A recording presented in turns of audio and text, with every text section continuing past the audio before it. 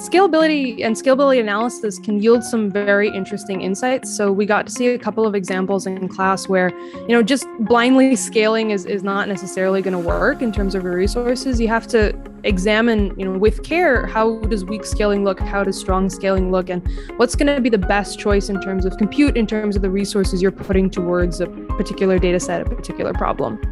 I think scalability is just really important when you're doing cloud computing on health data nowadays, because it's really common to work with millions of patients' data, and you really need a scalable system so that you don't have to waste too much time waiting for the results and also save the cost. From the course, I learned how to test the scalability of the system and also how to quantify the cost effectiveness so that it can help you choose the right resource you want to use for your own purpose. Scalability is really important, especially when you're going through large amounts of patient data, because you want to make sure that you're able to go through them efficiently in a reasonable amount of time. And this course specifically teaches you how to do weak scaling and strong scaling, and you're able to actually try this out on the final project, which is really interesting.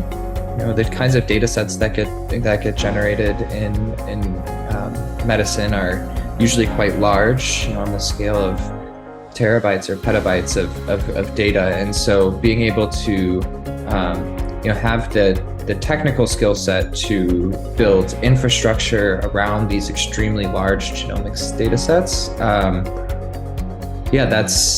that's super valuable, and really unlocks a lot of cool new research.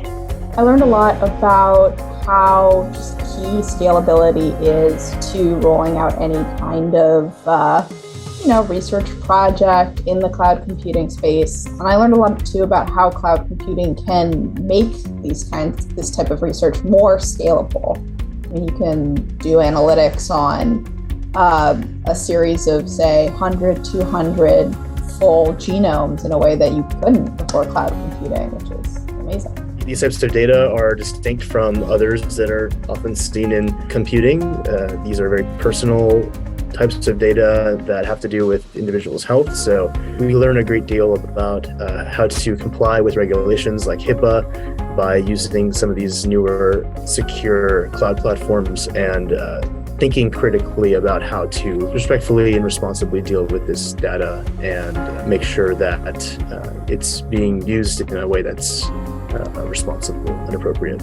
Patient health information, PHI, is protected under HIPAA regulations, under a lot of medical law. So it's important to both to cover your implementation legally and just respect the people's data you're working with, to make sure that at every step of the process, especially because things are in the cloud and can be accessed remotely, that stays as private as possible. And some things my group talked about in this regard were making sure you could only log on from certain IP addresses and things like that, and de-identifying the information before it's even put in the cloud. So even if it's accessed, it's not as much of a breach of confidentiality as it could be.